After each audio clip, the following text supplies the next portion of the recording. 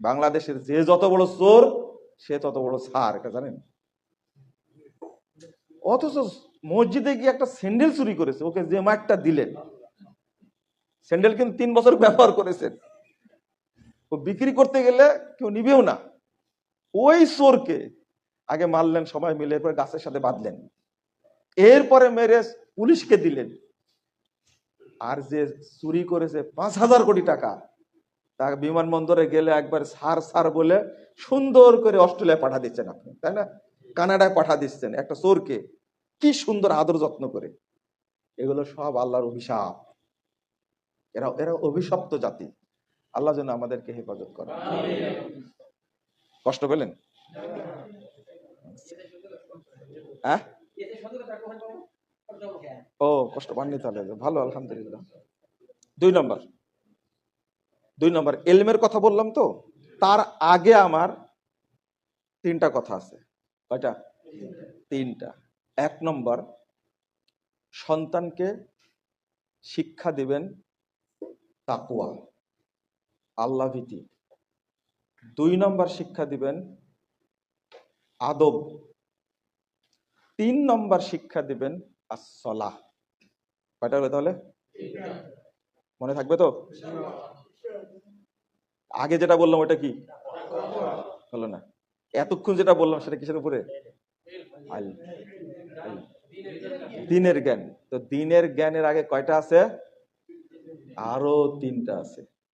1 নম্বর আদব, সরি তাকওয়া। তাকওয়া। বাচ্চা ছোট যখন, তখনও তাকওয়া বুঝে, কিন্তু আদব বুঝে না। বুঝে কি? আদব কি বুঝে? ও তো কেবল বাচ্চা। বাচ্চারা সবচেয়ে তার মধ্যে বেশি থাকে ভীতি। মায়ের কোলে ছাড়া কার কোলে যেতে চায় না, যাকে চিনে তার কোলে যাবে, অন্য লোক কোলে যায় না, এই বুদ্ধিটার মধ্যে আছে।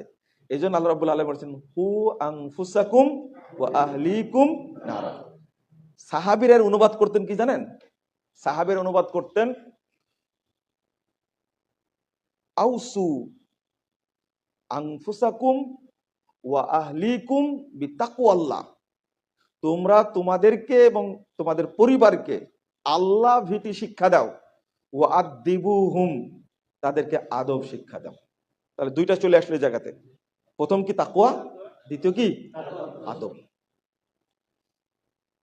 তাকওয়া, আপনাদের কাছে একটা প্রশ্ন করি, যখন একটা বাচ্চা পেটে আসে কয়দিন পরে আল্লাহ আত্মা দেয়? 4 মাস পরে।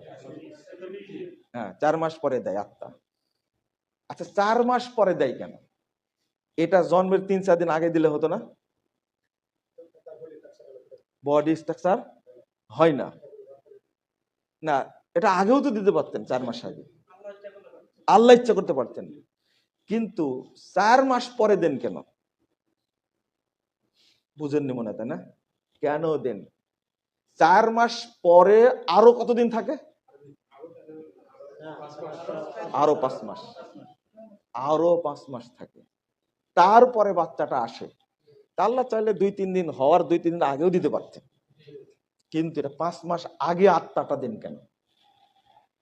আর আপনি মোবাইল সম্পর্কে কিছুই জানেন না, কিন্তু পেট থেকে জন্মের পরেও সব জানে। কিন্তু দেখবেন এক একটা বাচ্চা এত এক্সপার্ট, আরে ভাই আমাদেরও বাচ্চা কাচ্চা আছে, আমরা বুঝি তো এটা।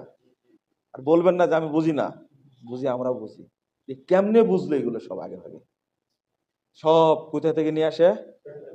মাকে অনুসরণ করে, বাবাকে অনুসরণ করে। তাহলে পেট থেকে পড়ার পরে মাকে কেমনে চিনাবো? পেট থেকে পড়ার পরে বাবাকে চিনে কেমনে? অন্য কাউকে চিনে না, বাবা মামাকে চিনে। এটা আল্লাহ রাব্বুল আলামিনের একটা হিকমা। ওখান থেকে শিক্ষাটা শুরু হয়। তো বউটা যদি ওই রকম হয়, তাহলে বাচ্চাটা কেমন হবে? ওই রকম হবে। 18 বছর বয়সে বিদেশে আসছেন, 25 বছর বয়সে বিয়ে করেছেন, বিদেশি টাকার যে একটা প্রভাব দেখলেন না? কিছু না, এমন একটা মেয়েকে ধরে নিয়ে আসলেন, বাচ্চা কিন্তু ওইরকমই হবে, এতে কোনো সন্দেহ নাই। এটা খেয়াল করেন। এখানে আর বেশি বললাম না, শুধু এতটুকুই বলে রাখলাম, পরে আবার রাগ করবেন। এইটা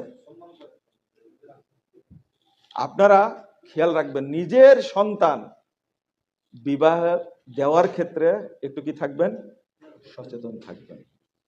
পৃথিবীতে আজ পর্যন্ত রেকর্ড নাই যে আমের আঁটি থেকে জাম গাছ হয়েছে। হয়েছে? আপনার দেশে হয়েছে? নোয়াখালীতে, চাপায়ে, দিনাজপুরে হয়েছে নাকি? হ্যাঁ, তালের আঁটি থেকে পৃথিবীতে কোনোদিন নারকেল হয়নি। হয়েছে? আপনি এতটুকু বুঝলেই হবে। তারপরে আসি, এই বাচ্চাটাকে শিক্ষা দিবেন তাকওয়া। ও কিন্তু বুঝে। কি শিক্ষা দিবেন? আমরা তাকওয়া শিক্ষা না দিয়ে কি দেই? না, ওই যে শিয়াল আসবে, মা প্রথম বলে বাঘ আসবে, বাঘও কোনোদিন দেখেনি, শিয়ালও কোনোদিন দেখেনি, কিন্তু ওই ভয়টার ভিতরে কি আছে। অথচ রাসূলুল্লাহ সাল্লাল্লাহু আলাইহি সাল্লাম বলছেন, আল্লাহ বলছেন কি, রাসূল সাল্লাল্লাহু আলাইহি সাল্লামের ভাষা কি, ও আখিফুহুম ফিল্লাহ।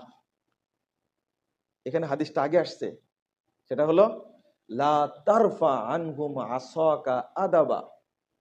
খবরদার আদবের লাঠিটা রেখে দিও না। সবসময় কোথায় রাখতে হবে? হাতে। এটা শিক্ষা, এটা আল্লাহর শিক্ষা, রাসূলের শিক্ষা। লাঠি সবসময় কোথায়? যার বাড়িতে লাঠি নাই এর বাড়ির সন্তান ভালো হবে না, এটা আমি ফাইনালি লিখে দেব। 25 বছর বয়সে আপনার সাথে আমার কথা হবে, আজকে লিখে রাখেন।